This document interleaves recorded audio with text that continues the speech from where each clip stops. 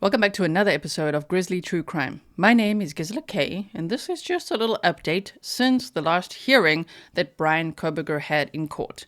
We did a deep dive on all the documents leading up to that hearing, and if you haven't yet checked out the DNA deep dive documents, I would highly recommend checking it out, and you can click the link in the description box to get to those.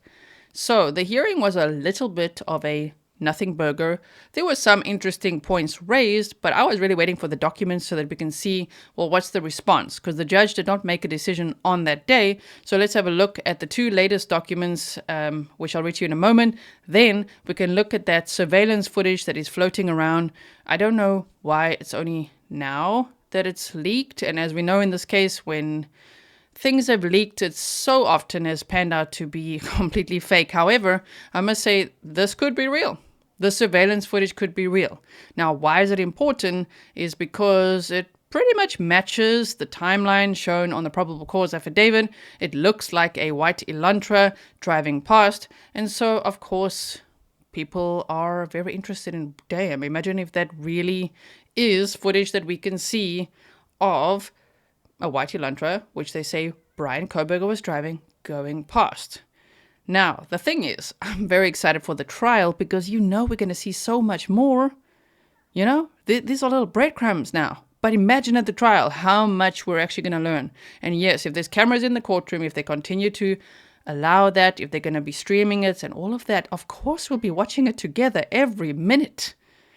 Every minute, every second, we'll be there together. So if that's something you're in for, make sure you subscribe, hit the bell so you don't miss out on updates leading up to that trial in October. Of course, we cover many other cases, many other trials, so perhaps you'd consider being part of this wonderful community. So let's get into this document right here, because this is the update since the hearing. They say order on the defendant's motion to compel discovery. On May 4th, 2023, defendant Bryan C. Kohberger filed a motion to compel discovery stemming from the defendant's second supplemental request for discovery filed on March 24th, 2023. Oral argument on the motion was heard on June 27th, 2023. Kohberger was represented by Ann Taylor and Jay Logston, both death penalty qualified attorneys, Kootenai County Public Defender's Office, and Eliza Massoth. The state was represented by William Thompson Jr. and Ashley Jennings, Latah County Prosecutor's Office, and Ingrid Beatty and Jeff Nye, Office of the Attorney General. At the outset of the hearing, the parties informed the court that they had reached agreements on all issues except Request 160. Request 160 asks the state to provide to the defendant training records of 3 specific law enforcement officers. Idaho Criminal Rule 16b-4 states that papers and documents that are material to the preparation of the defense that are in the possession, custody, or control of the prosecuting attorney are discoverable. Additionally, Rule 16b-10 allows the court to order material and information be made available to a defendant where the defendant shows substantial need in the preparation of the defendant's case for additional material or information not otherwise covered by Rule 16, and that the defendant is unable without undue hardship to obtain the substantial equivalent by other means. During oral argument, the defense argued that it needs the training records of the 3 specific officers identified in their request to understand the processes and methods the officers utilize. Specifically, the defense wants to see what training these officers have received in interviewing witnesses, probably the 2 surviving witnesses, and maybe everyone they called over, and collecting and evaluating evidence. The defense argued that the 3 officers identified each played a critical role in the investigation of this case. One officer interviewed witnesses at the scene of the crime and worked on the search for a specific car of interest. The second officer interviewed key witnesses expected to testify at trial. The defense expects to subpoena this officer for trial. Finally, the third officer conducted multiple interviews of key witnesses after Kohberger was arrested, attended the victims' autopsies, and made decisions about what tips provided to law enforcement warranted further investigation. The state argued that the 3 officers identified are not material to the state's case and will not be called at trial. Further, the state argued that the defense had not shown a substantial need for the information requested. In State versus Kohberger, the Idaho Supreme Court, in applying the attenuation doctrine, discussed how the training that law enforcement officers receive regarding the law of search and seizure should play a role in evaluating the flagrancy of their behavior. Similarly, courts have required the government to disclose relevant canine training and certification records to allow the defendants to assess the canine's reliability and effectively cross-examine the dog's handler. See United States versus Wright, and they give examples. Right, by the way of this court's own experience, when testifying at pretrial hearings or a trial, officers often based their testimony on their training and experience. Here, the 3 officers' training records requested by the defense are material to the preparation of the defense, and Kohberger has established a substantial need for the material in the preparation of his case. First, the defense adequately articulated the role of each of these officers played in interviewing witnesses and finding and collecting potential evidence. Second, the training records of these officers are potentially relevant to a suppression issue, like in Kohberger, or to challenge the credibility of the officers and the reliability of their methods, similar to the training records of canine officers. Other potential uses for the training records include to help prepare the defense for examination or cross-examination of the officers at trial, or to help establish a challenge a foundation for the admissibility of evidence gathered by those officers at trial. While generally all personnel records of a current or former public official are exempt from disclosure under the public records, public disclosure of the personnel records sought here can be prevented by the issuance of a protective order stipulated to by the parties. Therefore, the court orders the following. The state shall provide to the defense the training records requested in Request 160 of the defendant's second supplemental request for discovery and motion to compel discovery no later than July 14th, 2023. By the time we look again, we'll be right there. So they've got it till then. Unless the state demonstrates good cause for an extension of time to turn over the requested material. Further, the parties shall provide the court with a stipulation for a protective order and a proposed protective order for the training records. This was dated the 30th day of June, 2023. And if we look at this one, the order on the defendant's second motion to compel discovery, they say on June 15th, 2023, defendant Bryan C. Kohberger filed the defendant's second motion to compel discovery. Oral argument on the motion was heard on June 27th of 2023. Kohberger was represented by Ann Taylor and Jay Logsdon, Kootenai County, all of that. We've read all of that, so I'm going to move on. At the outset of the hearing, the parties informed the court that they had reached agreements on all issues except requests 1, 4, and 109. During the hearings, the state represented that they are working with the FBI to obtain the information requested and would be providing it to the defense once it was received and reviewed. The defense moved the court to impose a deadline for the materials to be turned over to the court. The parties agreed that July 14th, 2023 was reasonable. Therefore, the court orders the following, that the state shall provide to the defense the materials requested in Request 1, 4, and 109 of the defendant's second motion to compel discovery no later than July 14th, 2023, unless the state demonstrates good cause for an extension of time to turn over the requested material. So that was that update. That's pretty much the biggest update since the hearing.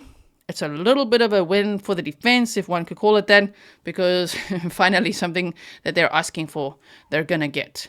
Also, I read that there's 2 things that are not on documents here, but number 1, the house is going to be demolished. Apparently the cleaning company was back there, and I just don't know what the rush with that is. Why do they need to destroy that house now? I understand it's sensitive to the community and all of that, but it would help so much if the jury could go there. We saw them go there in the Murdoch case and many cases. You know, it's like the Delphi case. Why renew the bridge now? Okay, for safety, that makes sense. However, in this case, I don't know what the rush is to demolish that house, besides it really being painful to look at. I understand that. Anyway, but that's what's happening there. And number 2, apparently, Bryan Kohberger stole one of his sister's iPhones when he was 19 years old. And at that point, he was suffering from addiction. I believe he was a heroin addict. And he probably pawned it off to get some cash to get some stuff, right? But that has now come out as like, oh my word, a previous arrest record that was expunged and all of that. But still, a traffic stop and stealing the phone is not exactly a riveting criminal record for someone who is accused of a quadruple homicide.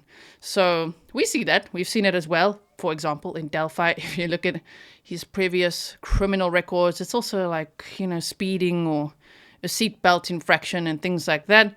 However, there's always the possibility that these types of perps, these suspects, who are innocent or proven guilty in a court of law, maybe committed other crimes that people don't know about yet. So I'm hoping, in both of these cases I'm referring to in this moment, Delphi, Idaho, that of course the police would be working very, very hard to see if there's any unsolved cases anywhere where they lived or moved to see, were any other crimes committed.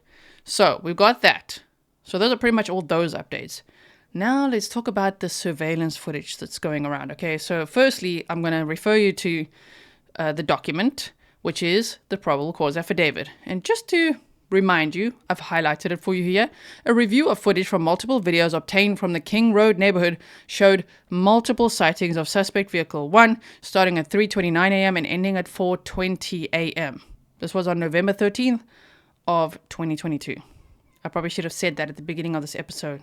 I'm assuming you know about the case if you're watching this video, but if you don't, please do check out my playlist on the case because I've done summaries for you and deep dives and everything in between. We've literally driven the route, flown the route. My husband, Rafael, Mr. Grizzly, he's got a channel called Sakura Aviation where he does like flight simulation stuff. But anyway, he flew the route for us too, so we could see, an aerial simulated view of this entire route that Kohberger apparently did, or suspect vehicle 1, as they say. But anyway, let's move on for those of us who know what's going on in the case. I hope, if you don't know, that you will catch up. So they say, suspect vehicle 1 can be seen entering the area a 4th time. So you can read above there if you want. I'll just leave it like that if you want to pause and just remind yourself up there.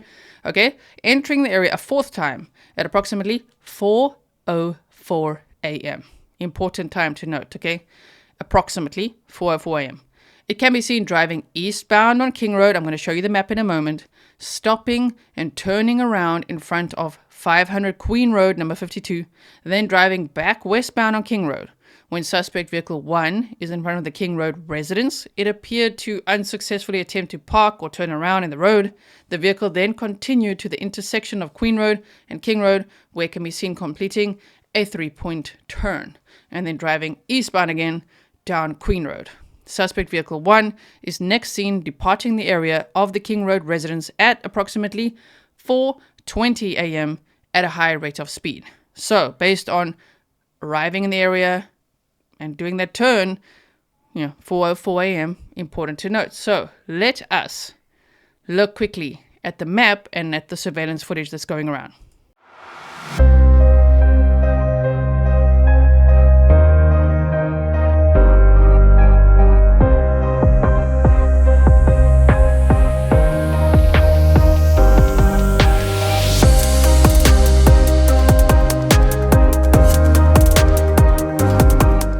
So here we have the map. Okay, this is 112 King Road, where you can see this red pin here. Again, look at the Maptime deep dives we've done. That might be better. This is just a quick overview. But basically, they saw a white Elantra on surveillance, probably at multiple points. So this would be one of the leaked cameras if it is real. Coming into the area, okay, turning here. This is also King Road, but they call it Queen Road. It confuses everyone, I know. But anyway, turning in here, okay, then going this way like this, going in here, making a turn, right? Going out, attempting to park, going this way, doing a 3-point turn, 1, 2, 3, in we go again, and then I don't know if they parked here or at the back here or what, but this is Linda Lane. The surveillance footage is called the Linda Lane Apartments surveillance footage from November 13th, 2022, and at 4:05 a.m. you could see lights and a vehicle, and it does look like it could be an Elantra. So did it capture suspect vehicle 1? Maybe. Let me know in the comments what you think. So going in here, right? Okay, so if they did, if the suspect went in here and turned around in here somewhere and went out, then I think it's this apartment block here that would have captured that vehicle. I want to see if I could put the Google man here, because I don't think so. No, I can only put him here. And that doesn't help us very much, actually. Can we go around the corner, Google man? Google man says, no, we cannot. So, okay, we cannot. Let's go this way a little bit. Buckle up, everyone. We're driving around now. Okay, you can see the university right there. Here's those apartments. It's right next to the house. So, yeah, it would be adjacent here. I mean, here, wasn't there any Elantra here at some point? Remember? Remember when everyone was driving around the entire neighborhood and then pointing out every single white car, every single Elantra ever? Yes. Okay. So we go in here. There we go. Driving in here. Right. And now they blurred out everything, of course. I say of course because they often do that in cases. We want to go up here, please. Please, go in here. Can we go in there? They don't let us, you see. They don't let us go in there anymore. We'll go in there. It won't let us. Sorry about that, guys. Sorry about that. Are you dizzy yet? You're like, oh my word, what is she doing? They blurred this out. Yes, we've spoken about the shoes here before. All this stuff. There's a lot of theories in this case. And as I say, I like documents, presentations, and then trials. Because, damn, we learn a lot in trials. So, moving on. Let me now show you the footage. You're probably like, can we just see the footage now? Yes. We'll look at it now. So this comes from a channel called Veritas Equitas. Veritas Equitas. Something like that. Hope I'm probably saying it wrong. Anyway, so let me show you here. Let's make it the right size for you, shall we? I've made it maximum size there. Okay, wait. All the way like this. Thank you, thank you. I'll get myself out the way in a moment. Just hold on. Let's make myself a little bit smaller. Okay, are you ready? Are you ready to see this? You've probably seen it everywhere by now. By the time you see it here with me, you've probably seen it everywhere. Now, you see there, I've actually paused it at this point. Look here, here's the white car. Did you think it looks like it could be an Elantra? To me, it really does. That's at 4:05 a.m. Wait, just take the logo out the way, otherwise you'll be like, what? 11/13/2022, 4:05, 41 a.m. Sunday. Okay, so let's just go back a little bit to around here. Now, let's watch this together. Okay, here we go. So what you're looking at is here, okay? Let's go. At those Linda Lane apartments. We just showed it on the map. Here we go.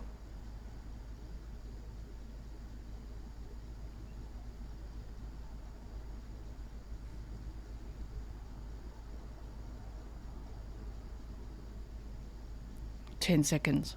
This is an awkward silence." Okay, watch.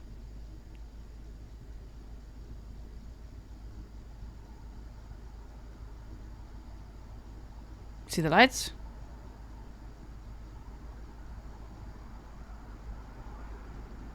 Here comes a car.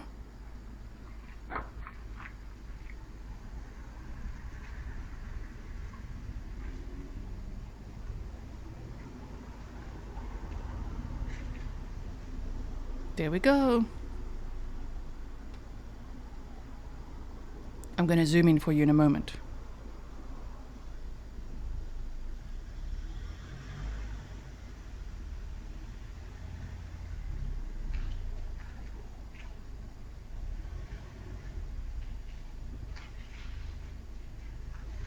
And off they go again.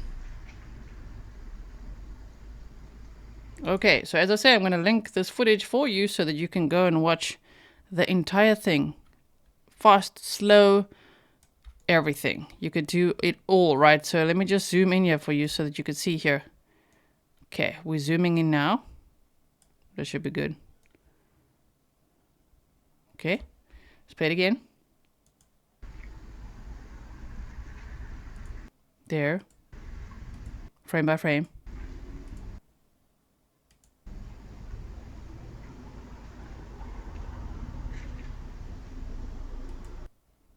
Right there.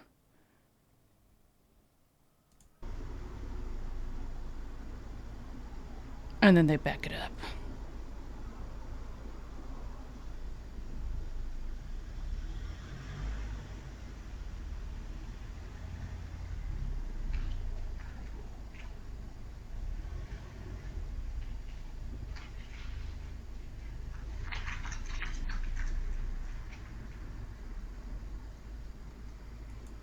And off they go again.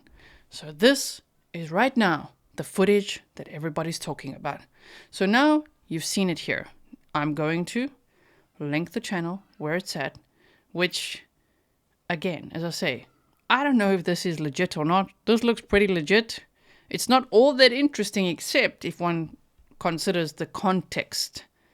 You know, if you think about if this is really that white Elantra, which of course they've got captured on multiple cameras. This is just one that's now leaked, apparently, right? So if so, damn, at 4:06 and by 4:20 they're already speeding away. So still trying to park and go around and everything. So really only in the house then by like 4:10 and already speeding away by 4:20. I know that 10 minutes can feel like a long time depending on what we're talking about. A lot of people have said 10 minutes to murder 4 people. I mean, at 4:17, one of the cameras next door captured a loud thud, whimpering, a dog barking. So really, that would be after being upstairs, coming downstairs, 4:17, attacking Xana and Ethan, and then leaving. All of that. But it really, like 10 minutes, sounds very short. And at the same time, I understand that could be a lot of time. So much to consider. Lots of thoughts. But I generally try to keep them to myself because I'm waiting for trial time. Because I just know, no matter what we think, when it's trial time, we're going to learn so much. So I hope you'll check out some of my previous videos on this case if you haven't yet. I'm sure there's stuff for you that might be of interest that you may have missed. So check that out. I'll keep an eye on this. I'll keep an eye on whatever else comes out in this case. And if there's any more documents or things, I'll let you know. I'll put the source to the documents in the description box as well if you want to check it out yourself. And I will see you in the next one. Stay safe.